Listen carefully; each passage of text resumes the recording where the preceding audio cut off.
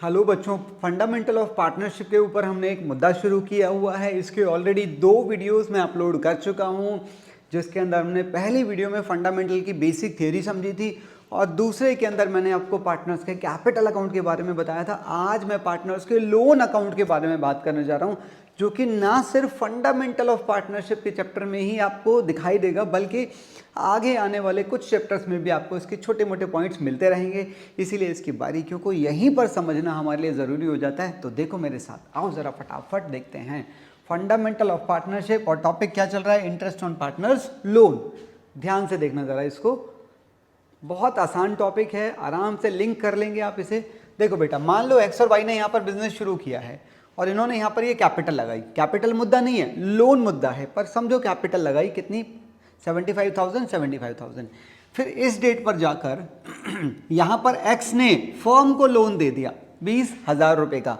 अब बेटा यहीं पर रेट ऑफ इंटरेस्ट डिसाइड होगी। अगर यहाँ पर रेट ऑफ इंटरेस्ट डिसाइड नहीं हुई तो एक्स के पास राइट है ईयर एंड पर 6% का इंटरेस्ट वो कम से कम ले सकता है। अगर रेट ऑफ इंटरेस्ट डिसाइड नहीं हुई तो मिनिमम 6% वो मांग सकता है, ठीक है ना। अच्छा, आगे चल रहे हैं। यहाँ से जब हम यहाँ पर पहुँचे, मान लो आपने उसे ये 3 महीने का इंटरेस्ट कैश में दे दिया, तो उसकी एंट्री क्या डलेगी? Interest on excess loan debit to cash या बैंक, ठीक है। अच्छा, यहाँ से लेके यहाँ तक का इंटरेस्ट आपने उसे कैश में नहीं दिया, मैंने कुछ हिस्सा, मैंने दोनों लिए, कैश और नॉन कैश, ताकि आप पूरा टॉपिक समझ लें। तो बेटा यहाँ से लेके यहाँ तक का जो इंटरेस्ट है वो इंटरेस्ट में ही डेबिट होगा, सेम अकाउंट डेबिट हो जाएगा, पर यहाँ पर एक्स का लोन अकाउंट और क्रेडिट करके बढ़ा दिया जाएगा, ठीक है। अच्छा, उसके बाद फिर ये वाला 300 रुपये और ये वाला 500, तो टोटल जो इंटरेस्ट है वो टोटल इंटरेस्ट P&L में भेज दिया जाएगा, क्योंकि ये P&L का खर्चा है, चार्जेबल खर्चा है, तो ये P&L में यहाँ पर नजर आ गया खर्चे के अंदर। दूसरा मुद्दा, यहाँ पर एक्स ने फर्म को लोन दिया था, यहाँ पर फर्म वाई को लोन दे रही है, फर्म ने लोन दिया है, तो loan to Y debit to cash account. अब बेटा यहाँ पर रेट ऑफ इंटरेस्ट डिसाइड बिल्कुल होना चाहिए। अगर डिसाइड नहीं हुआ, देखो यहाँ तो ऑप्शन था, डिसाइड नहीं हुआ तो पार्टनर के पास राइट है, वो 6% इंटरेस्ट मांग सकता है। अगर यहाँ फर्म ने लोन दिया है और रेट ऑफ इंटरेस्ट डिसाइड हो गया, जैसे मान लो कितना डिसाइड हुआ? 8%। अगर ये 8% डिसाइड नहीं हुआ होता तो फर्म के पास ऐसा कोई राइट नहीं होता है कि वो पार्टनर से इंटरेस्ट ले ले, पार्टनर के पास राइट होता है, ठीक है ना। तो मान लीजिए हमने यहाँ पर इंटरेस्ट कितना डिसाइड कर लिया? 8%।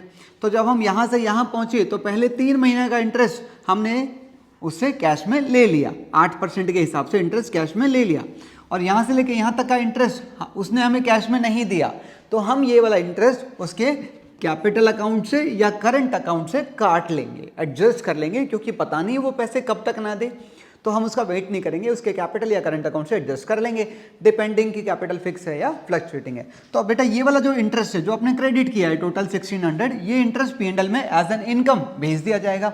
तो ये वाला जो इंटरेस्ट था ये खर्चा बन के गया था, और ये वाला जो इंटरेस्ट है ये इनकम बन के चला जाएगा। और जो पार्टनर्स के लोन अकाउंट है वो लोन अकाउंट एक्स का यहाँ पर और वाई का लाइबिलिटीज में नजर आएगा। आपसे जो क्वेश्चन पूछे जाते हैं इंटरेस्ट ऑन लोन के लेके, वो प्रॉपर लोन अकाउंट के क्वेश्चन नहीं पूछे जाते हैं, वो उस बड़े क्वेश्चन के अंदर लोन के टॉपिक को इंसर्ट कर देते हैं। तो बस आपने इन छोटी छोटी बारीकियों को ध्यान रखकर वो क्वेश्चन अटेम्प्ट करने होंगे। इतना सा मुद्दा है इंटरेस्ट ऑन लोन को लेके। तो मैं एक बार कंक्लूड कर रहा हूं, अगर पार्टनर ने फर्म को लोन दिया है तो इंटरेस्ट की रेट अगर डिसाइड हो गई, वेल एंड गुड, नहीं हुई तो पार्टनर के पास राइट है यहाँ पर 6% का इंटरेस्ट वो फर्म से मांग सकता है पर एनम। दूसरा मुद्दा, अगर फर्म ने पार्टनर को लोन दिया है, रेट ऑफ इंटरेस्ट डिसाइड हो गई, वेल एंड गुड, नहीं हुई तो फर्म के पास ऐसा कोई राइट नहीं है कि वो पार्टनर से इंटरेस्ट ले ले। तो बस ये छोटी सी जानकारी थी पार्टनर के लोन अकाउंट के बारे में, याद रखिएगा। जल्दी ही मिलेंगे अगली वीडियो के अंदर।